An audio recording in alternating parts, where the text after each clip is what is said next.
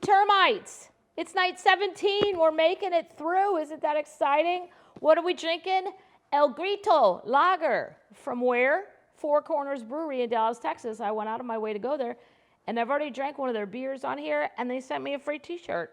How nice is that? I wasn't looking for free stuff, but it fits. Nobody ever sends the right size. It's soft. It's not crunchy. So I appreciate that. And here's the great thing. This can is full because I already poured mine in here, and I forgot to show you. But when you pull this, the whole lid comes off. So you already have a glass.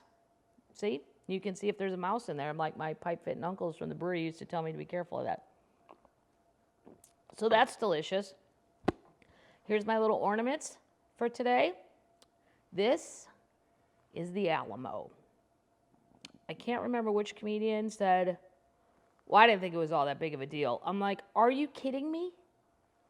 I think the Alamo is one of the coolest places you can go to. I love San Antonio. I love their late night food for people who work late. There's great Mexican. I like staying downtown. And I could spend all day at the Alamo. Numerous days, actually. There's so much information in there. And it's intact. Like the outside is intact. And there's all these stories about how it got saved. And some parts are gone. But there's enough of it that you get the idea that if somebody was attacking you, you'd be shitting in your pants. Okay? You get the full effect when you're there. And there's a little chapel there. I just think it's wonderful. And this is my alligator. And he's got a Santa hat on. And where is he from? Gatorland. Where is Gatorland? Outside of Orlando, Florida. I wish it said Gatorland on it. It doesn't. But it's also, they have an albino gator there. And this is him. Love it. So that's just a little ornament talk. And let's get back to Loretta. She's talking about how she had some crazy times on the road. By the way, did you see Tom Cruise go crazy on the set? I loved it. I cannot say that I'm the biggest Tom Cruise fan because I don't even watch those movies. I've never seen any Mission Impossibles. What the real Mission Impossible would be to get me to watch that movie. That's the real Mission Impossible. I mean, he exploded on the set because somebody violated protocol, and it's so over-the-top dramatic, but I do think it would be funny if he would do that at my TJ Maxx. It's maybe even Home Goods, because it's so crazy. Like, he's screaming, like there's something wrong with him, but, you know, I understand getting upset, but this is like wackadoodle. You know, you don't have to scream at people. You can be angry and get your point across, but he's like, I swear to God, one more of you fucks up and it's over. I just think it'd be so funny if he was like on top of the checkout counter at TJ Maxx, Home Goods, especially Home Goods, because you know there'd be people holding like Santas and pillows just going, what the fuck? Who's that guy? And just screaming and berating people. Anyway, go online and check that out if you're bored. I understand getting frustrated, and I agree with everything he said. It's the way he said it, which I think would make a good Saturday Night Live skit if you could have a guy like him doing it in places that are ridiculous, like TJ Maxx, Home Goods, or maybe Hobby Lobby. I don't really go in there. I don't know what's in there really. Lowe's, maybe. I don't know. Anyway. All right. My world could get a little zoo-like on the concert trail. That's where we left off. One of the worst times I ever had on the road was in the early days. It was in 1965. What? Year I was born. Package show with George Jones. Oh, wow. Buck Owens, Roger Miller, Farron Young, and Sonny James. That's a hell of a show. Jones was the headliner. Sammy, which one? Oh, Sonny James. So, George Jones should be the headliner. George Jones was the headliner, and he'd been on a binge the whole tour. Ruh-roh. The possum could get a little nutty with the liquor. One day he was sitting out by the motel pool, and Farron Young brought some old girl in a bikini up to him. Farron said, George, what do you think of this gal?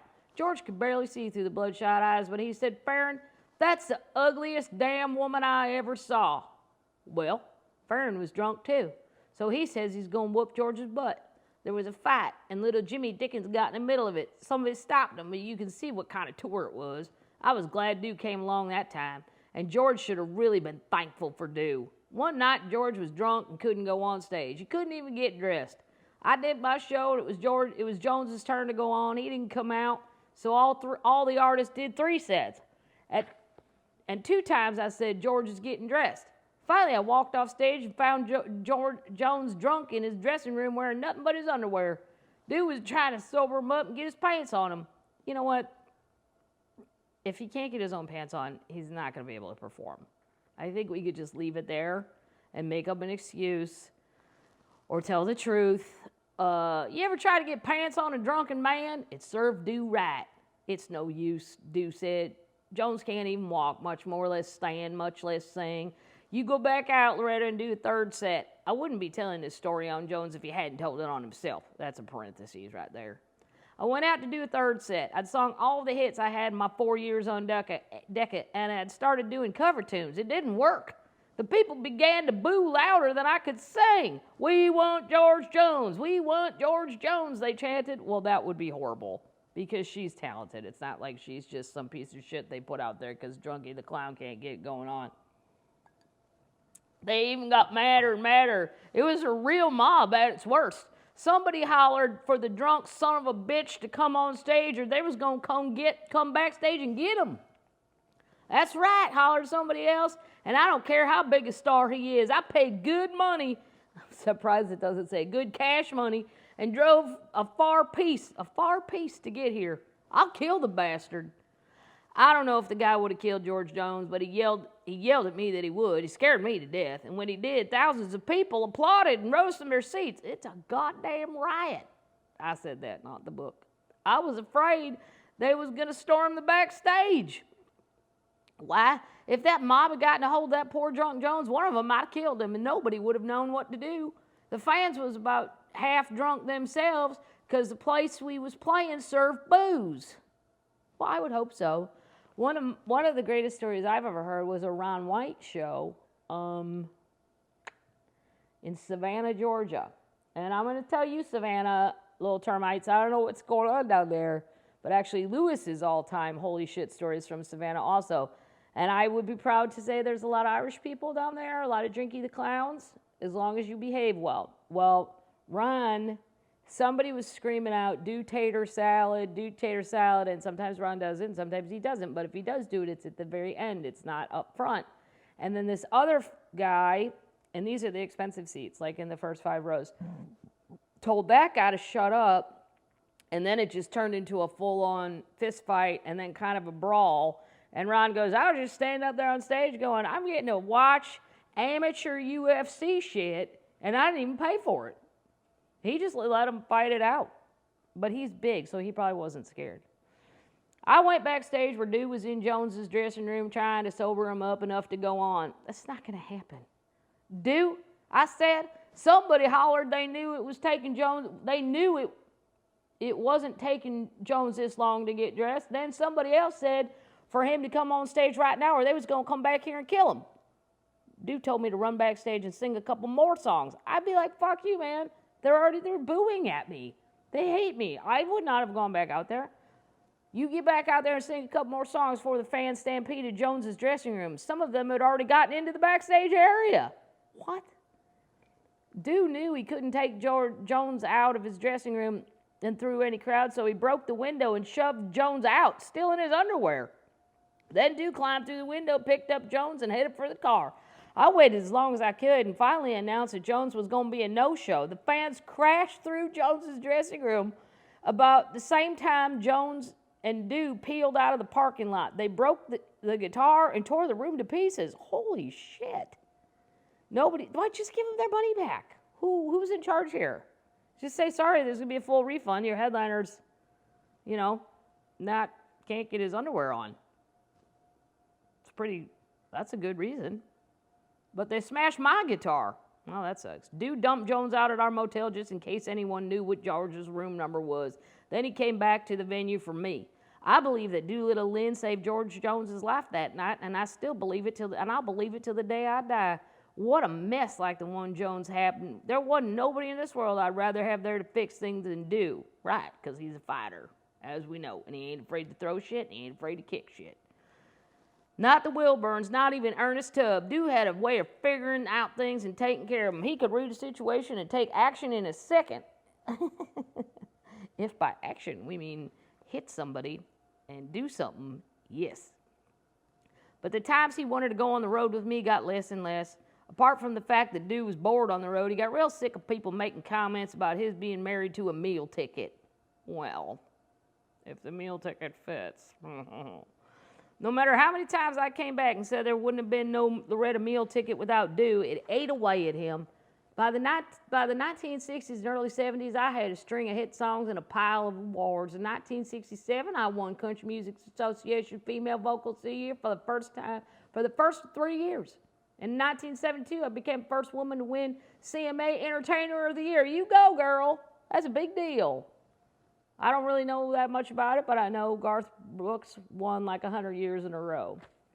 This was going so good that promoters started advertising me as America's most popular female country singer. I was making more money than Dew and me ever dreamed about. And Dew had figured out so many ways to spend it that it was a nightmare. I'm sure Dew. Whew. Back then, I never spent a dime I didn't have to. I didn't even know how to use a credit card until the late 70s when Conway Twitty taught me. Not that I needed to use one anyway. I signed for the food and the rooms on the road, and I didn't have time to run around shopping in any of them towns I played. Dude was the one who had his hand in the money pile, not me. Every time a woman finally gets a little nickel, there's some little this hillbilly waiting to spend it. I know he felt it was a man's job to bring in the biggest part of the family's income, but the sad fact is, as an entertainer, an entertainer, even if they work hard, can pull in more money than you can imagine. Certainly more than Duke could make as a farmer. Well, yeah. In fact, I've always said this is one thing that bothers me. Teachers, nurses, coal miners, where's their fair share? I couldn't agree more. And you can include athletes in the group that they're getting paid a lot. But they're entertainers. But until we can figure out a way to even those things out, successful entertainers can count on a very good income. Problem turns out to be, in so many cases, how to hang on to it. Right. When we lived in Madison, my career was just getting started. Dude took mechanic jobs to help pay our expenses. But between the time we moved to our 45-acre place in Goodlettsville, Tennessee, and the time we bought Hurricane Mills, that's the ranch that still exists, Dude run through a pile of so-called business opportunities. I played part in this too because I understood how he felt about being a wage earner and didn't try to stop him. I never wanted to make him feel like less of a man, not once. And I don't think I ever did. But that didn't help when the bills was due. Wah, wah. Part of my never questioning him had to do with my guilt over his drinking. What?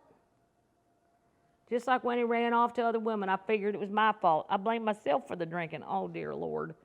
I thought he drank so much because of either loneliness or feeling like he wasn't pulling his fair share of the load. I still had a long way to go before I comes to grips with his alcoholism, so I never tried to slow down Dude's spending. First one that sucked our bank account dry was his rodeo. Oh, no. You never hear like, well, he bought an apartment building and we rented out all the units and it worked out quite nicely. No, it's always something half fucking nuts. A rodeo. He had the idea of combining country music and rodeo was a potential gold mine. That's what he thought. It may be for some big corporation, but it wasn't for us. He built an arena in Goodlettsville, bought bunking broncos, bulls, steers, calves for roping contests, and 2 Mack trucks. Oh my God. Oh, and what do you pay to get in the rodeo? I mean, the shitty ones in mid-Missouri, it's like $5. They're not great. Trust me. But I don't know about the good ones. I've never been to a, quote, good rodeo. I've only been to the rogue ones outside of the Ozarks in the real questionable places. It was during this time that Jack Benny and Ernest Ray really started loving horses, especially Jack, that's her son. He loved to rodeo and did it most of his life. Actually, Jack started out trying to be a jockey and did race in Tennessee. Well, how big was he? I mean, that's for Guatemalans. That's for the little people. But he got too big. And he moved, And he moved on to rodeo riding. He rode broncos, bulls, you name it. It liked to scare me to death every time he got in the ring. Maybe I had a forewarning about Jack and horses, because in the end, my fears about Jack and horses was right.